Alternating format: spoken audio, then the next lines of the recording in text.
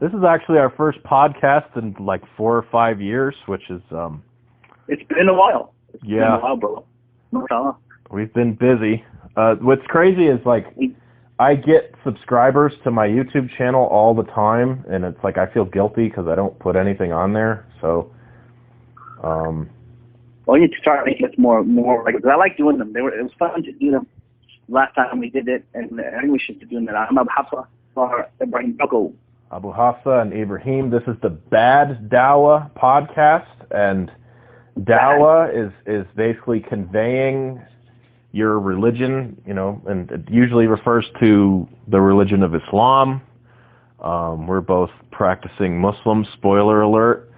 And we say bad dawah because, like, when somebody thinks they're conveying the religion in a good manner, or maybe they're just doing something stupid to make the rest of us look stupid, this is not like calling out people for deviation, or like, these are just, you know, sometimes it's just people that make mistakes. You know, I'm not here to mention people by name or put them on blast or share. But what's interesting is the title of this podcast is "Take Our Imam, Please." Interesting. That's an interesting title, Shake. That's Take Our Imam, Please. It's like, I think it was Rodney Dangerfield that once said, "Take my wife, please." It's kind of, yeah, that was a joke back then. Kind of in that 1978 stand-up comedy routine feel. But so there's and the thing is, we didn't go digging into the dumpster. I mean, a certain community in a certain state in the United States got a new imam.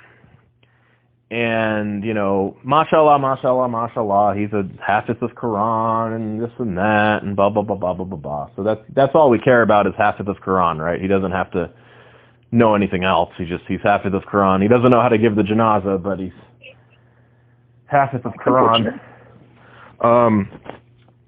So this particular imam, I guess, went on the internet or WhatsApp or one of these things, and he posted a video himself under his own name, himself talking, and I know for a fact that it was his voice. I recognize the voice, not hiding what he's doing. He's went to a local department store, and he has not pairs of shoes, but he's got 2 different shoes. I guess one was blue and one's red. And he's complaining to the manager that the name of Allah in Arabic is written on the soles of the shoes. And this is done on purpose to, I guess, mess with the Muslims or something. It's a conspiracy. People's emotions. Yeah, what do you say? Something. And I was like, I want to say that it shocked me, but the Ramadan that I had, like a few weeks prior to this, the guy who runs the Quran competition was copping a plea deal on the 6 o'clock news. So I mean, nothing really. Whoa. Yeah, that's we'll go there some other time, but I don't want to go there. Not too many people. Not too many things shock me anymore. So that's a pretty good story. I mean, I like that one. Oh, that's going to be the season finale. Yeah, so it'll be the season finale. No. Oh man, well, tell me off air because I'm curious. God. Oh yeah, I have to tell you. I have to go there, but I don't want to go. I don't want to go there on air because then it's like, well, you're calling people out, brother, and blah blah blah. I'm calling out Jeff Epstein. Okay, Harvey Weinstein. Yeah, but I mean, he's already been called out. Yeah, exactly. You know, I mean, if you're on the 6 o'clock news, pretty well done. Yeah, if you're on the 6 o'clock news, I'm not the only one who saw it. Yeah. Yeah, apparently. Good God. So, like I said, I don't want, like, you know, social media. We call people out. I was thinking of posting the actual audio of the video. I think you should. But what I did was to be more professional and to be more like G-rated and not to offend the imam, because we all know that the the Imam gets a reward for being, 2 rewards for being right and 1 reward for being wrong, and inshallah he has the best of intentions. The scholar. Oh, the scholars, not the scholar gets that. not the imams? Okay. Okay. The imam, the scholar gets that. Not the local and imam. the 2 are not the same, contrary to popular belief. Ah, okay. That's why I have you no, here. the scholar gets that.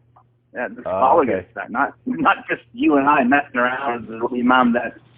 Okay, he memorized the Quran, but that doesn't necessarily make. You have 10-year-olds that memorize the Quran. That doesn't make you a scholar necessarily. Just means you have a really good memory, mashallah. Mashallah, alhamdulillah. Yeah, that's the scholar gets that. For anybody that hasn't heard the show, Abu Hafsah is kind of like the voice of reason that I bring in, and I'm just kind of like the host. That's kind of just running his mouth. That's great. I'm putting sugar in my coffee for the first time in like a year and a half because I'm ready. I'm ready for this. Let me get a sip. Ready for this. Bismillah. Yeah, I mean, you sent me that video. You sent me that. The spot. Number one, if that's the case, if the name of Allah is written on the shoes and stuff like that, I don't know if it is or not, but if it is, a sales clerk probably isn't the one that's going to help you deal with all of that. Like the sales clerk is just doing her job, making part of the minimum wage or a bit more, trying to, trying to sell things. You know what I mean?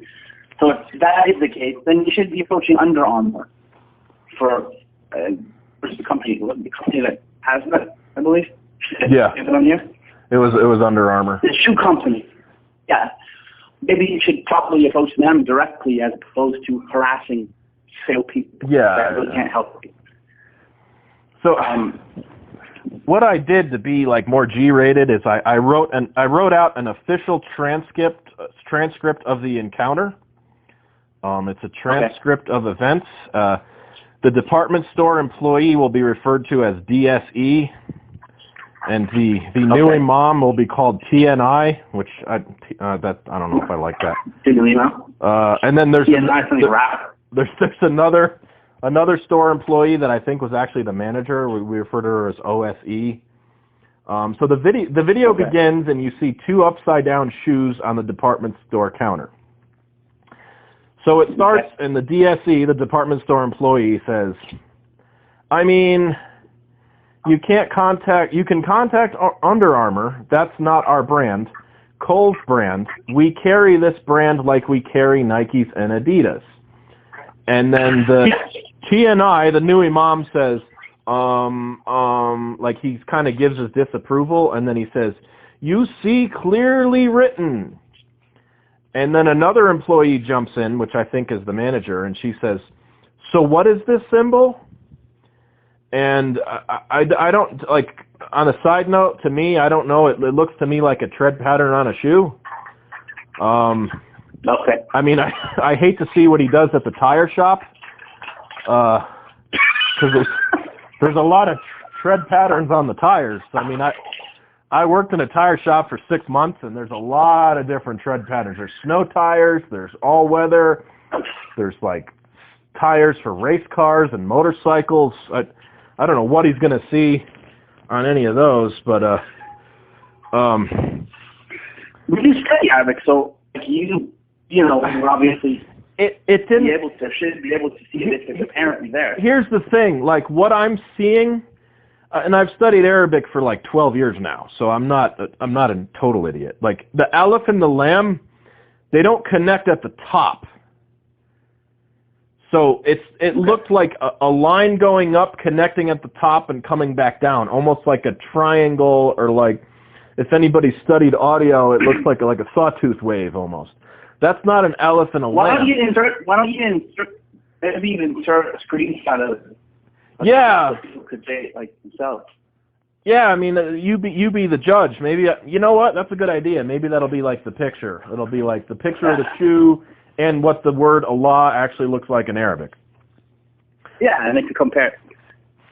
So the Imam then says, this is the Allah God name. Wow. And then this employee that I think is actually the manager says, which one? This? And he says, this one. In Arabic, we write from pause. This is Aleph, Lam, Lam, Ha.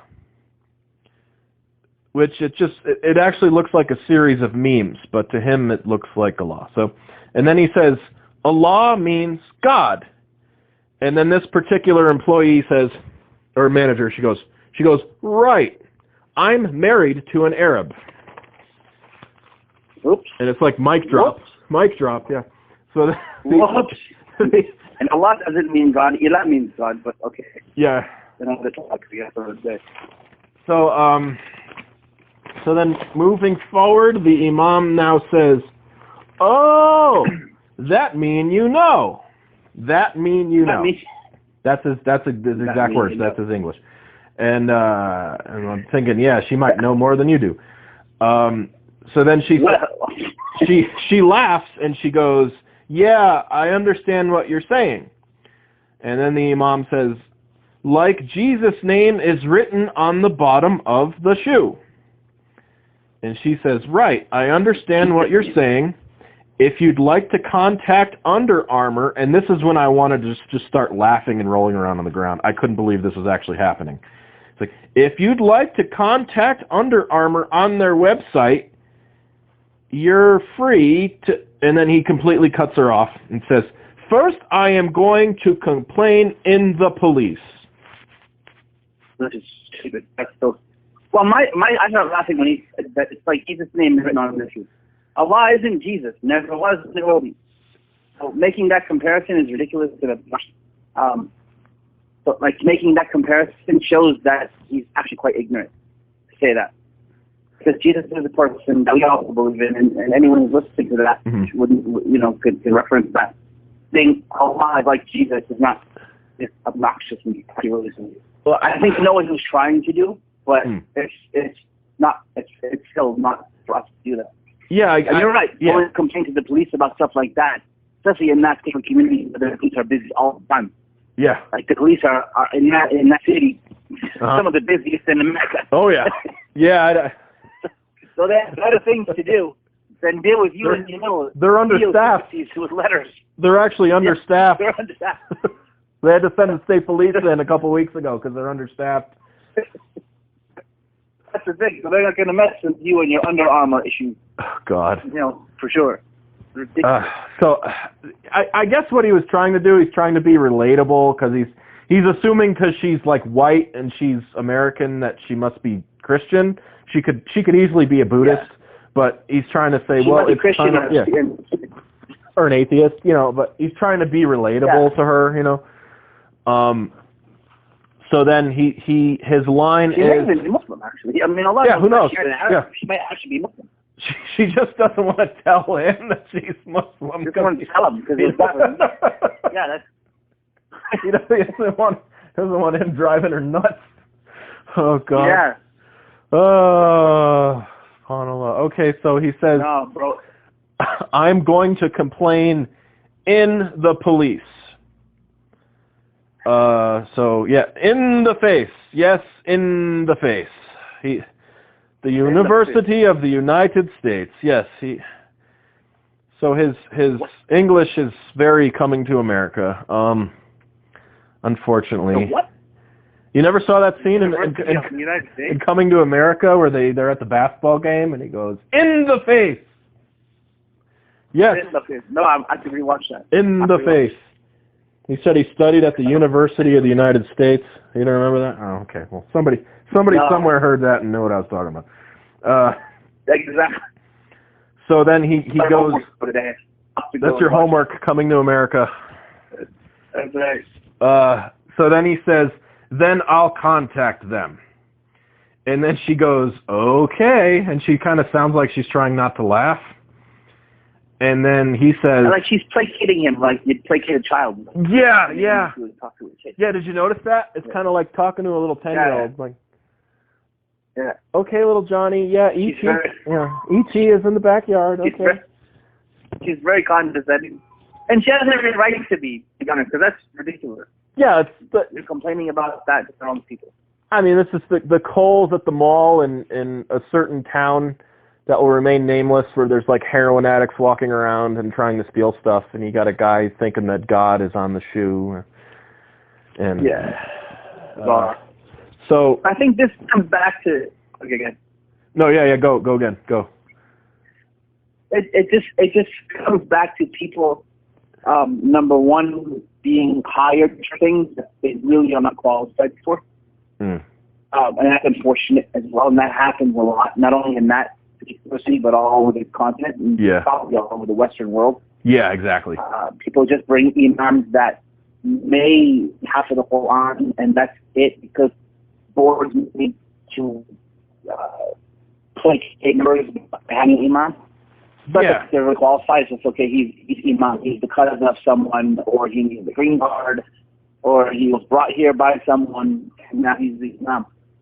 And that's unfortunately a lot of those.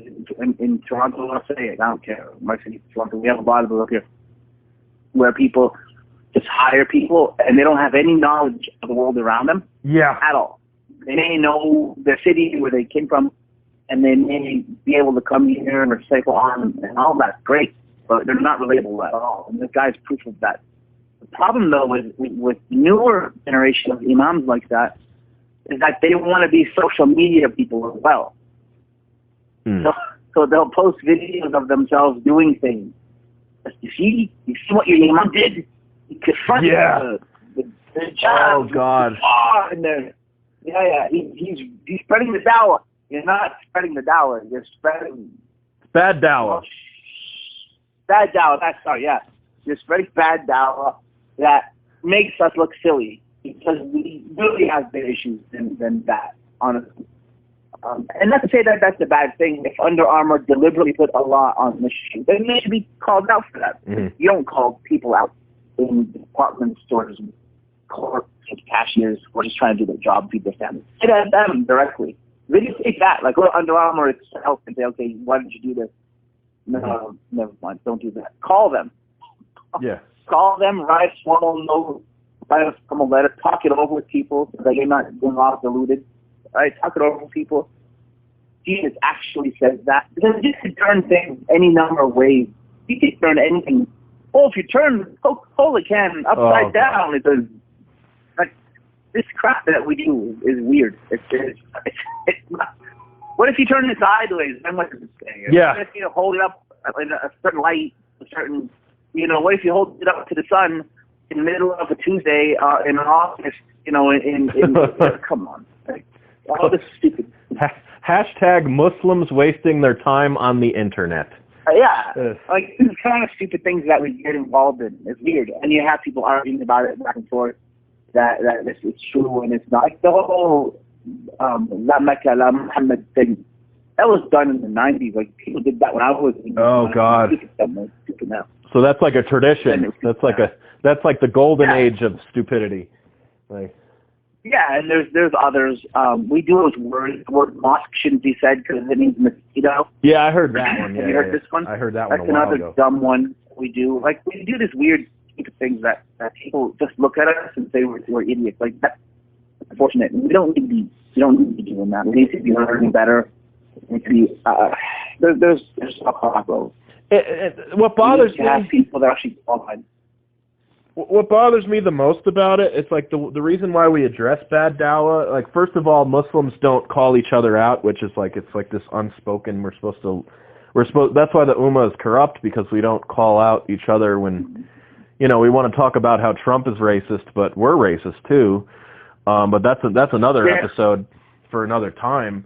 But it's like the next Muslim family that walks into Kohl's and is looking at the shoes, that employee is going to go, oh, here we go again. Oh, they don't think like, oh, this is the leader. Yeah, that's the leader. That's the leader. The problem. Yeah. This is your leader. It's not just some jahil, guy that just decided to do something. This is who they picked to be their leader. And that's really, really just like cringeworthy on a lot of levels. There are brothers who could be the imam of that place who could actually benefit them. And guys like that, you're not going to benefit anyone by her people for stupid things. They're sorry for doing so. It's like, really? Okay. And I've been in that community. The people there have always been good to me. Like, the general message of the people have always been receptive whenever we've been there. Alhamdulillah. Yeah. It's just sad that they have like inmates running the asylum. No, it's become such a bureaucracy and such a show. Like one episode I want to do is like, when does Dawah become Rhea? That's another episode. I'm like, I was going to deal with that too. Just right now. That's a 2-hour event. That's going to be on Bleacher Report Live after AEW. That's going to be on pay-per-view. So, no, but like there was one incident. It's kind of ironic since we're going to show it off for a pay-per-view. Yeah, it's good. It's about showing off, and we're going to be on pay-per-view. I'm gonna wear a mask and everything. We're gonna have pyro and freaking. But that's another point that I was getting to. It's that some people want to be known for doing stupid things. Well, the last imam that we had, I swear I wanted to ask him, like, do you like take your phone into the bathroom with you and like post that on Facebook too, or like, it just got like out of hand. It's like, an imam so and so is now doing this, and imam so, and it's like you would go into his office and be like, hey, can you help me with my my homework? I'm writing a paper on some fiqh thing or whatever, and he'd be like, oh, I'll come back later, and you'd come back later and he's sitting at his desk on Facebook, and it's like, huh? I mean, I get that to a degree. I think once a week is plenty. You do a class once a week or something. That's reasonable. But every day, 3 or 4 or 5 times a day, nah, bro. This is Imam. I've been on Facebook ages.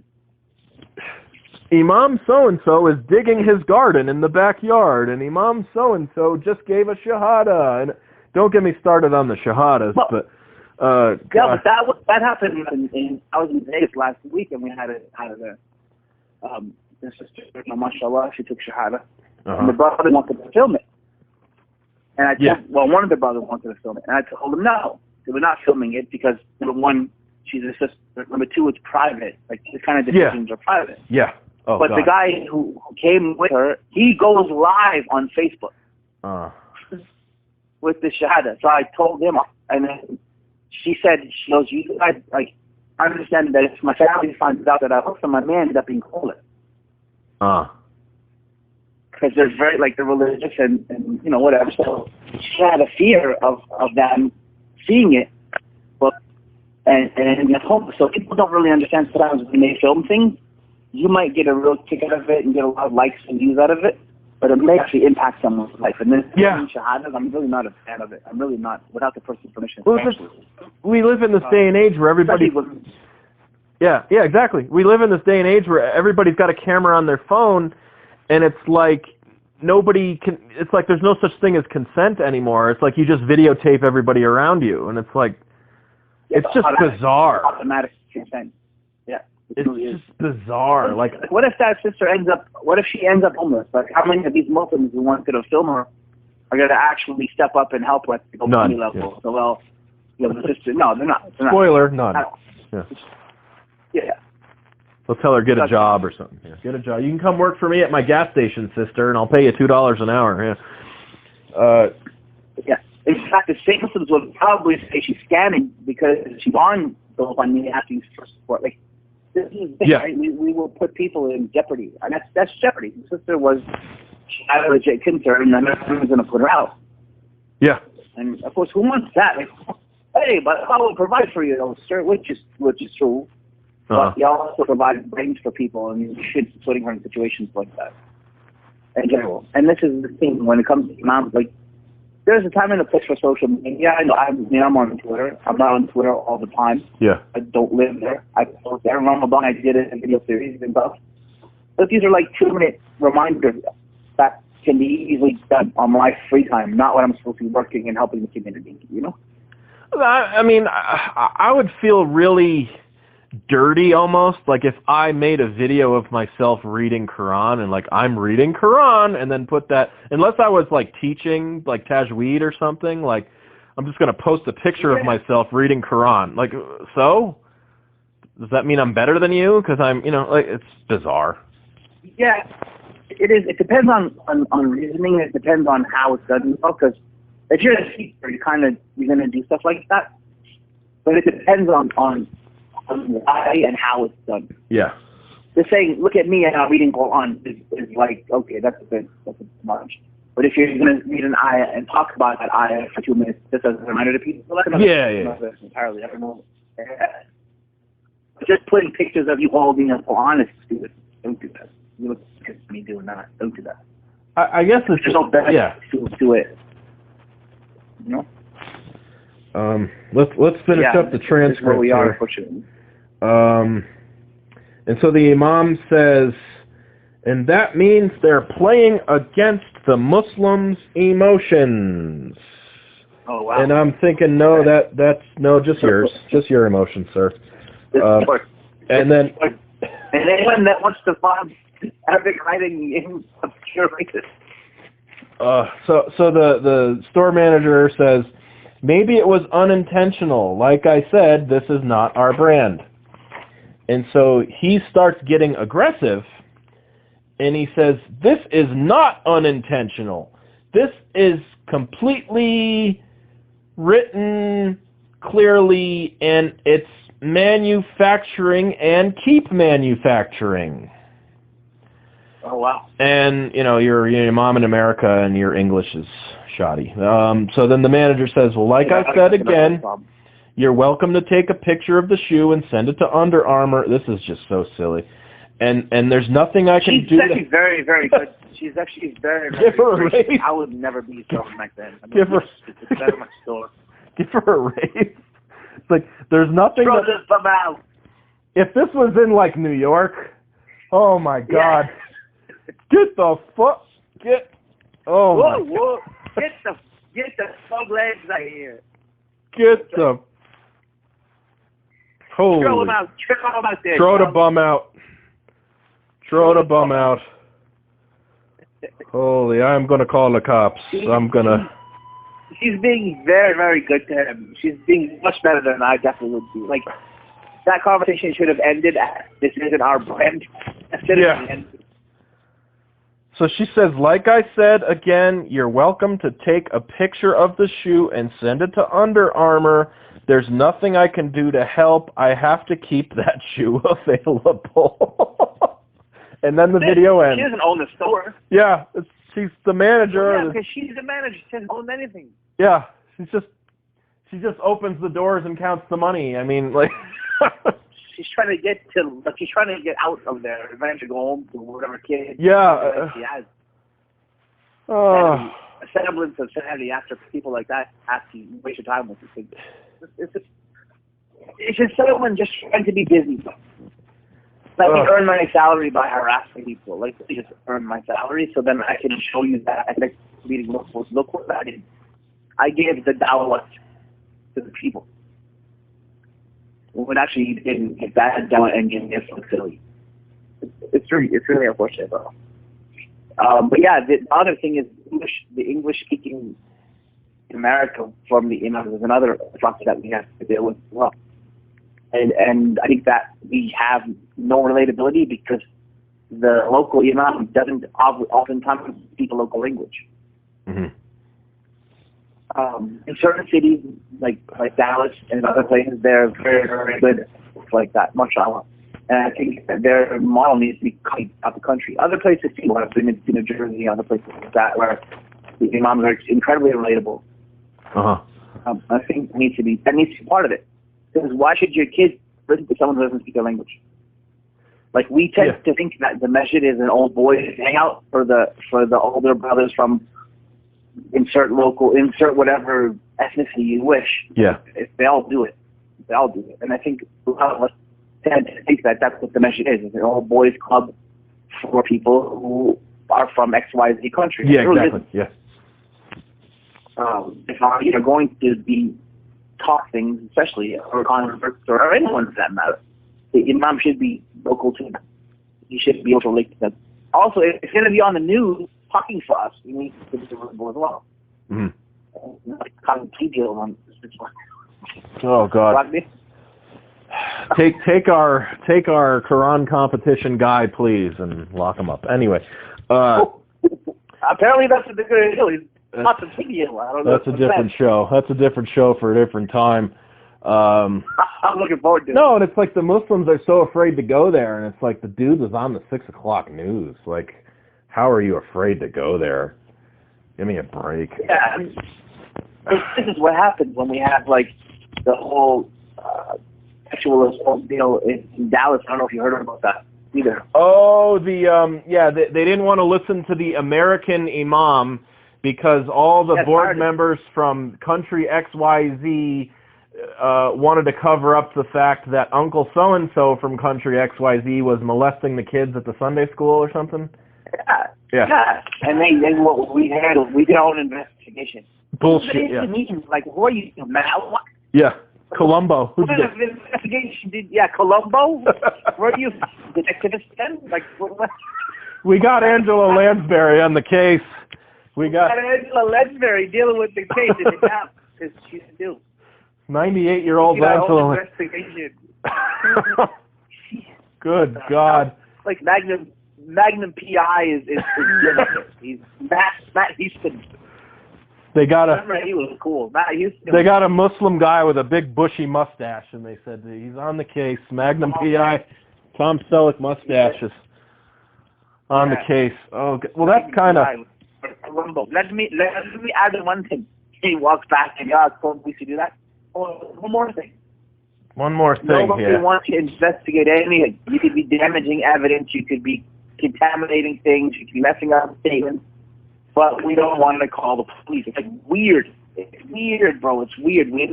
But the minute a non-Muslim comes to us, interact, we are quick to call the police then and want you to know, hate speech. This is hate speech. So you don't want to govern yourself.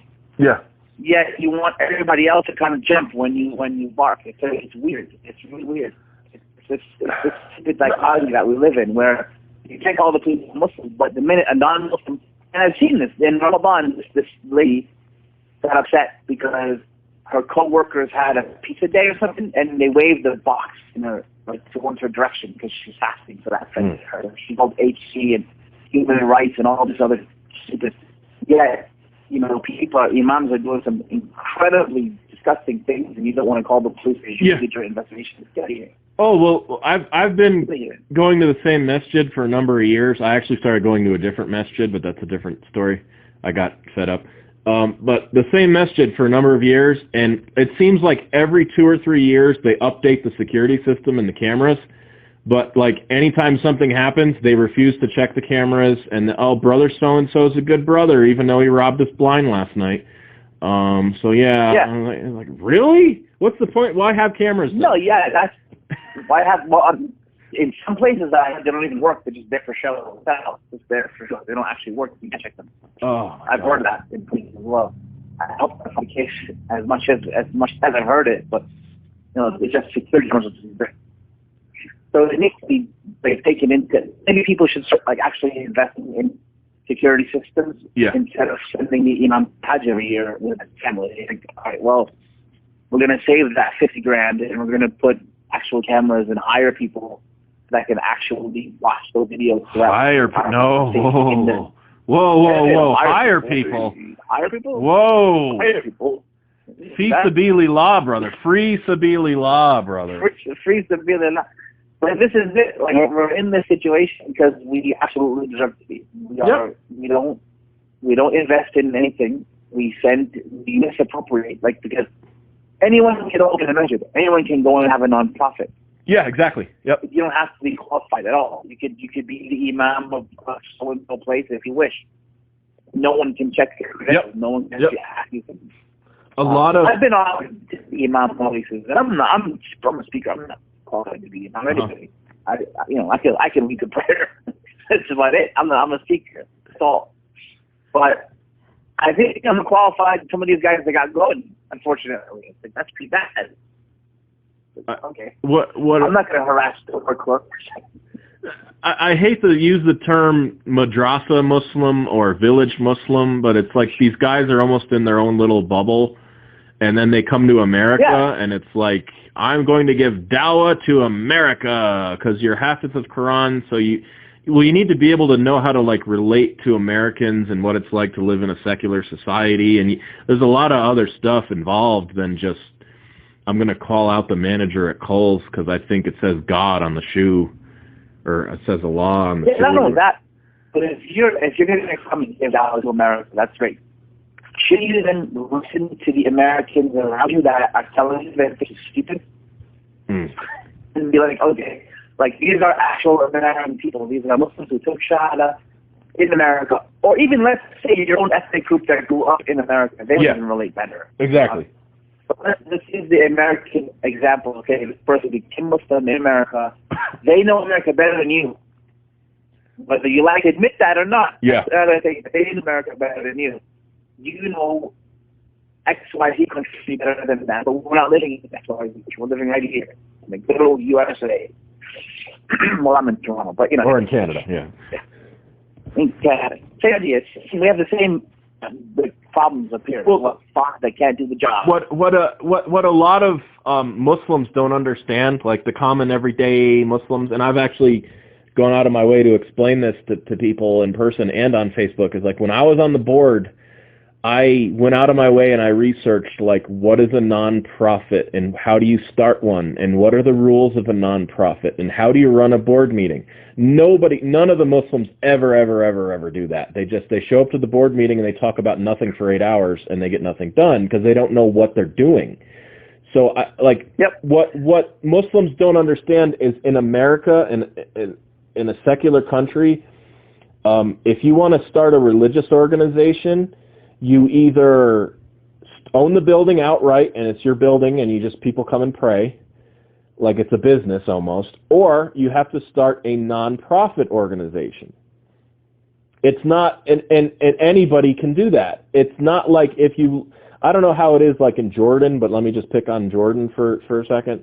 Like I guess like in Jordan or a Muslim majority country, you want to start a masjid, like the government assigns like an imam or whoever, and the guy like went to school for XYZ amount of years, and he's got a PhD in Islamic studies, and he's a qadi or whatever, and he runs your masjid, and like the Islamic Council of wherever, Uganda, runs the masjid.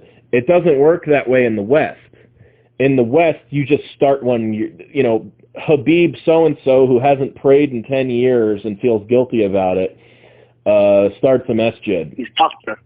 And now he's the imam or whatever. Dr. Habib came to America in 1978, and he didn't pray again until 1982, and that's when he started the masjid because he felt bad about it. And mashallah, but they don't. It's not much lower than flood. Yeah, like mashallah for your intention and your effort, but it's the blind leading the blind, and the inmates running the asylum. And every year there's a new board, and there's a new election for the board, and there's fitna over the election because I believe Dr. So-and-so should be on the board, and the guy who owns the gas station should be on the board because he's a business owner. And then they just make these rash decisions, and it's just, I'm just going to stop. The problem with the smaller, like the coolest thing about Toronto and other cities like Toronto is that I can just leave that by going to another masjid down the street. Yeah. I don't have to deal with it because there's so many options here. There's like 101 different musallas and which speaks volumes as well. You can't get wrong with it. But in small town America or small city America or Canada, that's not always the case. When the masjid is the only show in town. Yep. Right? So if it's a headache, you have to go there or you don't go to the masjid. And it's really unfortunate that these little fiefdoms are being run by people that are not qualified to run them. Dr. So-and-so, just because now he doesn't want to listen to anyone because, well, he's a doctor. He's a doctor as well. You're all ignorant. And he's big sheikh because he's a doctor who doesn't know anything about Islam really, who just knows because he's a PhD, he knows more than you. You know, and how dare you revert, especially you convert, how do you tell him anything? Yeah. You don't know, because your name is Shaq, not Muhammad. Yeah. So, that's pretty good. But this is a problem when we have absolute power and we have arrogant people doing things. And I think it's really time for the Muslims to not stand for that anymore. If you have issues with the masjid, have issues with them, then speak with money.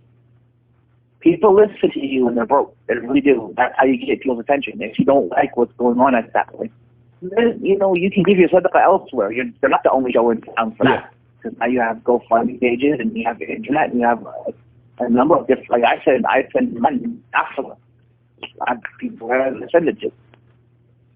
Or I'll just find new Muslims that I know that are showing out into them. Yeah. Like, I don't have to donate to the masjid anymore at all.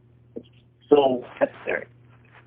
If you know a Muslim, that's what you need to start doing. If you know a Muslim family that's on hard times, you could just hand them your zakah money. You don't have to give it to such and such Islamic center, and then they hoard the zakah money, and then they humiliate everybody that asks for it. Like, I know. If you know people are suffering, I know someone struggling. All right, here's myself. It's not much, but it's better than nothing. Kind of like that's what happens. Either it goes to Africa or it goes to someone that I look at and say, okay, this person, mashallah, they're going through it, let me help them. Actually, I do. I've never put money in a zakat box in quite some time. I just refuse.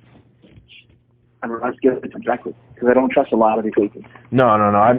So when you do that, your board has to now listen to you. You vote with your money. I don't want to give people anything. This is why.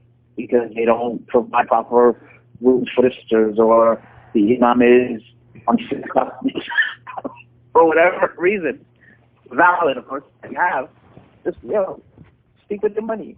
You have to pray there, sure, but you don't have to go get the money. I mean, that's what it changes. There's some places that are in really big problems for over the years. Gosh. We can. How do we solve this? I mean, I have two other examples here, because when this particular masjid didn't have an imam for like 2 years, and their solution to getting an imam is just like a guy comes and gives a khutbah, and it's like you decide if you like his face or not, and you vote. I mean, that's just like silly, really. I mean, there was one guy that came and he said on the minbar, he said, yeah, Yanni, blah, blah, blah, we need the Muslims need to marry Muslims. Muslims shouldn't be trying to marry Americans or Hispanics. And I'm just I'm American, and the guy behind me is Cuban, and we're both reverts, and we're listening to this like, really? Yeah, sign him up. Sign him to a 3-year deal, yeah. We want that to be our imam. We had a guy like that in the UK who said that Muslims should be imitating black people. Should be what with black people? Should not be imitating black people. Oh, okay. Yeah.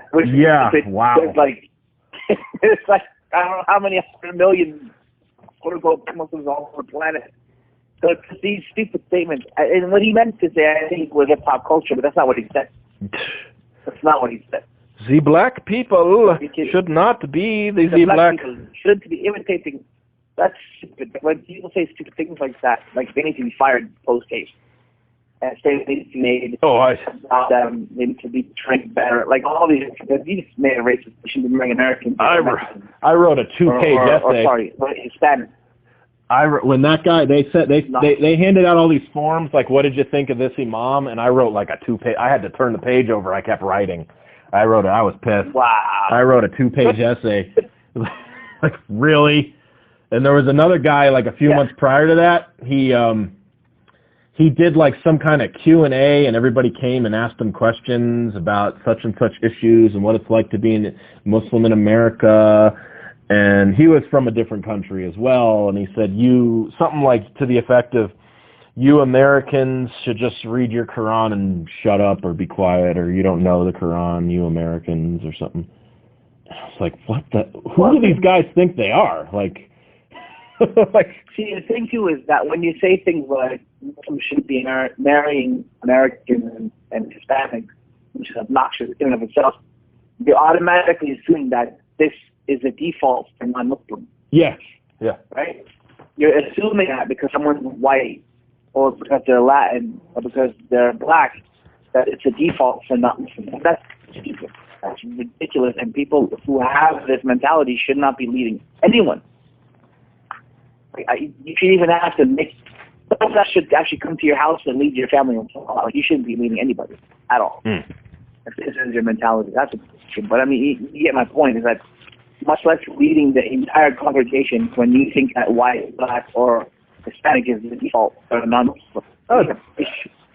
I hate to say village Muslim or madrasa Muslim or cultural Muslim. I don't apologize for. I use that all the time. But like village Muslim, it's like bigot pea brain mentality. You're just used to. It's like redneck. It's like the redneck.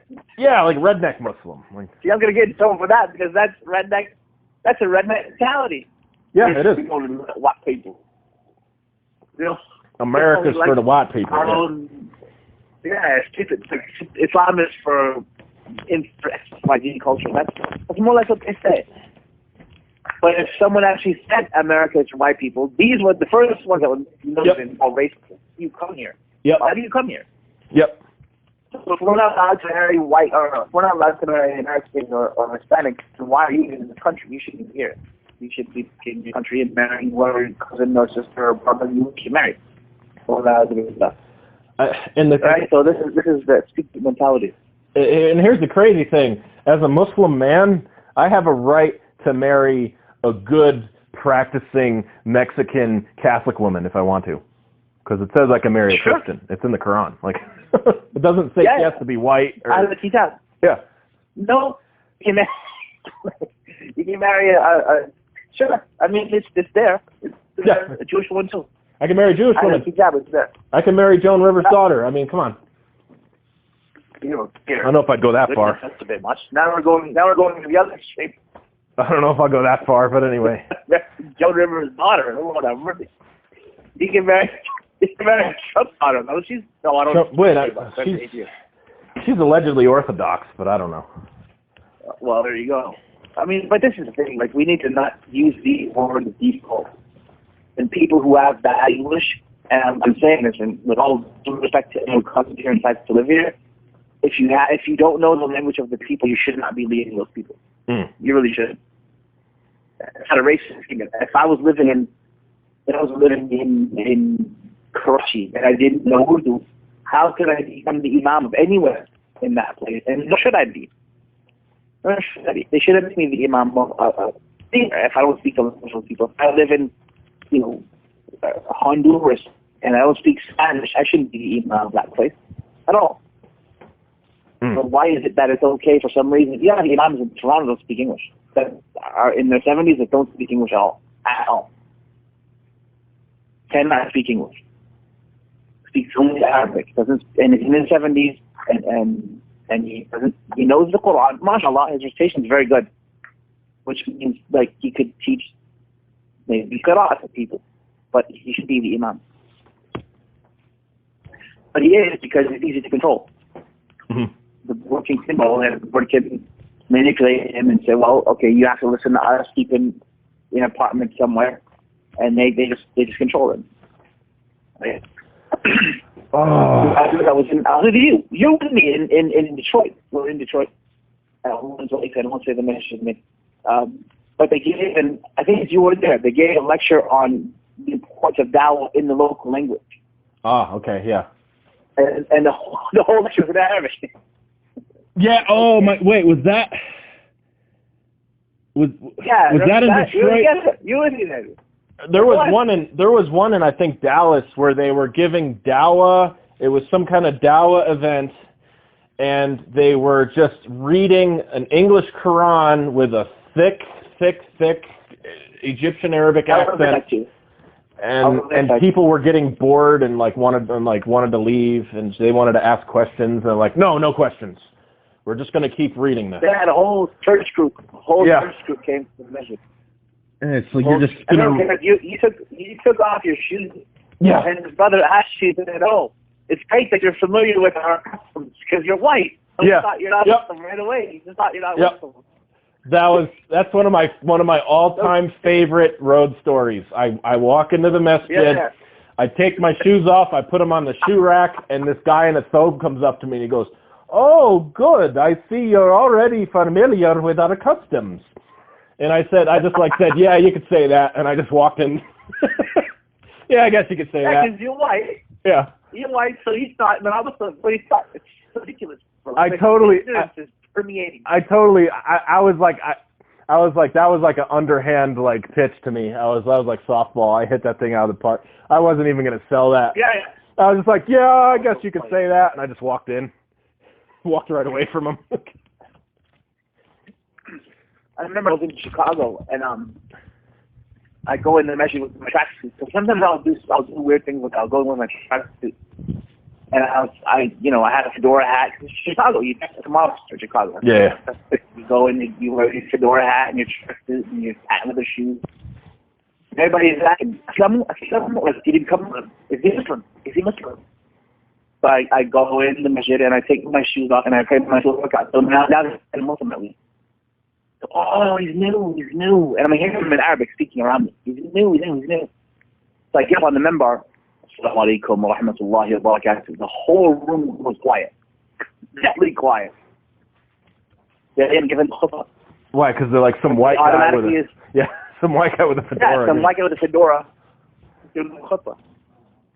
Right? And it's automatic. You automatically assume that if someone's white, or because of whatever reason, that they're not Muslim. And Dawah in the local language. Your Imam doesn't speak English, yet he's giving Dawah in the local language. It's weird. It just doesn't. We need to stop like that. That needs to be completely stopped. I mean, if you don't speak the local language of the place, you shouldn't be meeting people in that place. There's also like a shortage, though, of like, first of all, Muslims don't value Islamic studies, and then the reverts are unfortunately. Okay, you got the culture Muslims and the reverts in America, essentially, right? And what I've noticed with reverts is, since we're reverts, we like to, all the reverts are perfect. No, the reverts study just enough to say their shahada, and then after they say their shahada, they don't study anything ever again. And it's 10 years. Get married. Yeah. They just want to get married or whatever, and then 10 years later, they don't know the basics of the religion, and you're like, wow, dude, really?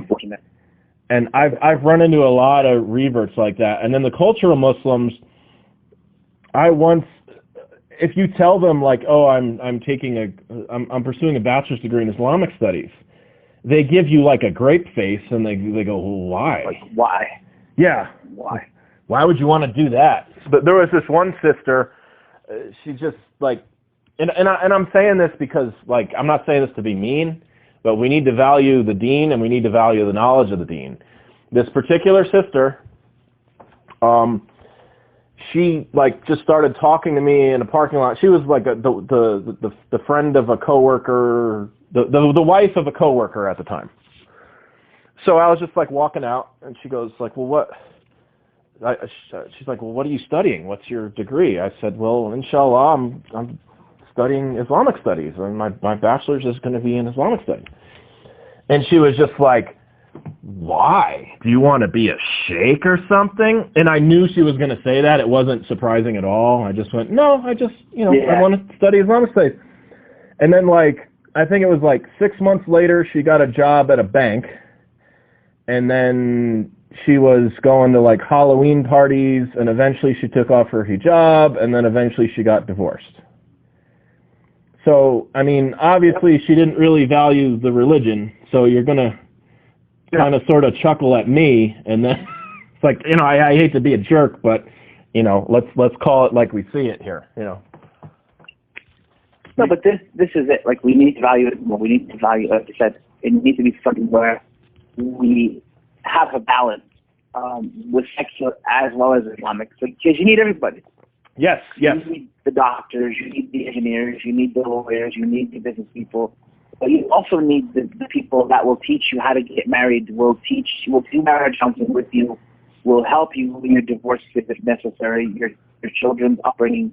You need these grounded things as well. You need both. Mm-hmm. You can't have an Islamic studies person who doesn't speak the local language. Doesn't mean revert necessarily. Doesn't relate to people. You can't have the one who's relatable who doesn't know anything. He's relatable. Okay, he's relatable, but he doesn't know that you have to pray in Arabic, or he doesn't know certain, like, yeah, you have to have this balance. Both, land and class, as my always tell me. So you need both. You need to be appreciative of you need the good from the world and the hereafter. You need Islamic studies to know what the hereafter is, and you need the world to know what you need to know what the world is too. So it's a mixture of both. But we don't appreciate the Islamic part of it, as you said. We more appreciate the engineer who doesn't know anything, but he's the Imam now because he's an engineer, or because he started the masjid. Yeah. Oh God. As we said earlier. Oh God, that's that cultural stuff. He started right on it. Yeah. That's the stuff that drives me nuts. I remember traveling with the brother, and this was a while back. It's kind of the smallest example of that. Where if you have a group of people, one who knows the most Quran is the Amir of people. You know that hadith, right? The one who has the most Quran should be the Amir. Yes. So I said that to the brother, the one who knows the most Quran should be our Amir. And he goes, "It's my car." It's my car. Wait, it's my car? What is it? Yeah. It's his car. He's the one driving the road trip. So automatically, since it's his car, he gets to be the Amir. And I'm like, no, that's not how it works. That's great if you are, and it's much appreciated. But having, This was like a road trip or something? I don't understand. Yeah, it's a road trip. It was a road trip back in the day. We were taking a road trip out of it was a long time ago. So it was 4 of us, something like that. Because he said to me, he said, we need to pick an Amir. He said that to me. He didn't want to say that to me. But, well, one who knows the most Quran is Amir. It was 4 or 5 of us, or whatever. So he doesn't even know Quran. He came back to me and he said, well, this is my car. Meaning, he more or less wanted us to pick him as the Amir, since it's his car. And the point is, don't say just because you own the building automatically that you should run the masjid. Oh, God. That was the point I was trying to make. That goes on a lot, too. Yeah. Because, like, if you live in a Muslim country, like, the masajid are all, like, 100 years old, 500 years old. And then and then you move to America and you start your own masjid in the back of your store or whatever, and then you build one back in 1984. And now you're the preferred guy because you're the one that started it or whatever. And it's like, okay. Well, it's the ego, right? It's the whole ego thing. Yeah. It's the whole ego thing where it's mine. It's not yours. Actually, it is the house of Allah. It's not yours at all. It doesn't belong to you. It's not yours. It doesn't have your name on it. It's a big Y, house of Allah. So I personally, as a speaker, if I start something and someone can clearly do it better than me, I should be able to, you know what? MashaAllah. Like, you get the reward anyway. You get the reward anyway. If someone is a better speaker than I am, then shouldn't I listen? Like, that should be the rule. That should be the way it goes. And for me, I have no issue with someone who's better than me. MashaAllah, I'll sit back and listen. You rock the mic, so I'll put you over. We're good. But not everyone thinks that way. We think about my masjid. This is my masjid. It's not. None of the messages belong to us at all. They belong to Allah. And hopefully, if less enough, get the ajr for them after you die, inshallah. Because then you're going to leave it for real. And hopefully someone else will take it over and do it better than you did it and get their work for it after you die. This is why we're, out here. It's unique because it's a religious organization in a building in a for the sake of religion. It's not a pizza place. It's not a gas station or a pizza place or a jewelry store. It's not a business. Yeah, it shouldn't be. Although a lot of them are, it shouldn't be business. It shouldn't be a business. It should be something where, okay, you started it. You need to go and I want to start a message, so let me go look for it. Like anything. Even businesses are run actually better. Because if you're, there's a restaurant up here. And it's Arabic restaurant, it's very good, and it's been apparently all over the place. And I talked to the owner. We did a Muslim TED Talk together at a university.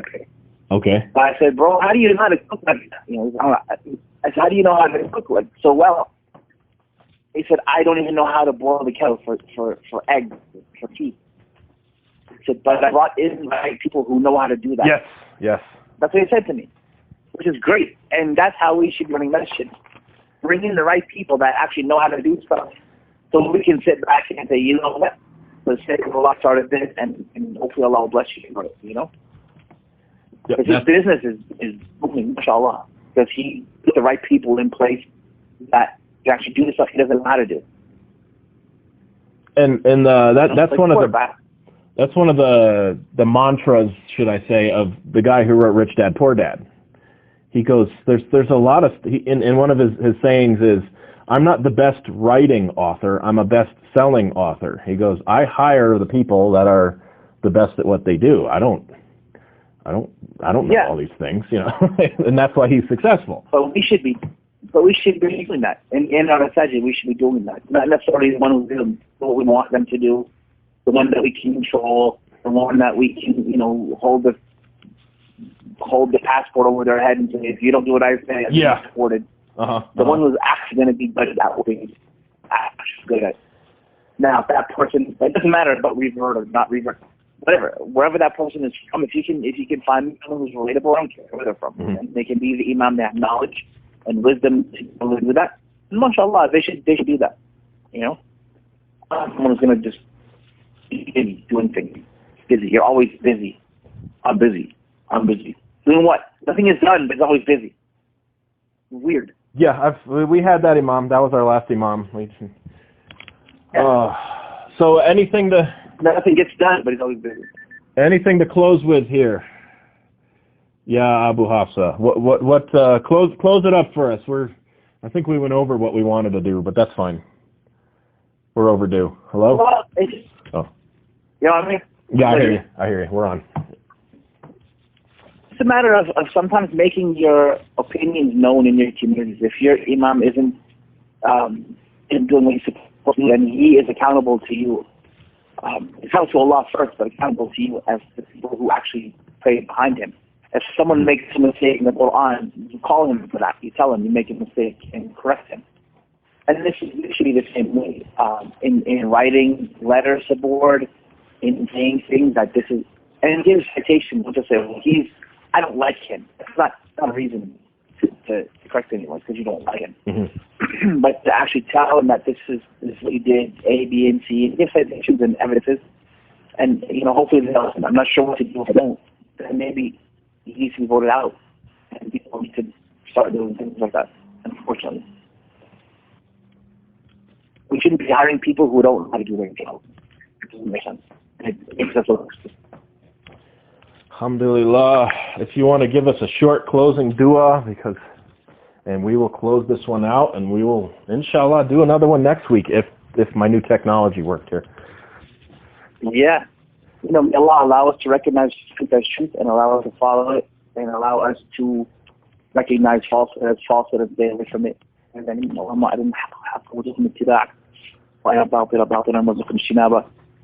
any good that comes from is from Allah. Any bad is from ourselves. It's bad. It's not an attack on anyone. It's just an issue of concern. That's rolling in our communities. We need qualified people to do things that are qualified. You know, Allah make it easy for us. Subhana rabbika rabbil izzati amma yasifun wa salamun ala mursalin. Alhamdulillah rabbil alamin. Subhanaka Allahumma bihamdik wa ashhadu an la ilaha illa anta astaghfiruka wa atubu ilayk. Jazakallahu khairan. We're back. It feels good. How's it feel? It feels good. It's great. Mashallah. It was fun. Alhamdulillah. Stay on topic.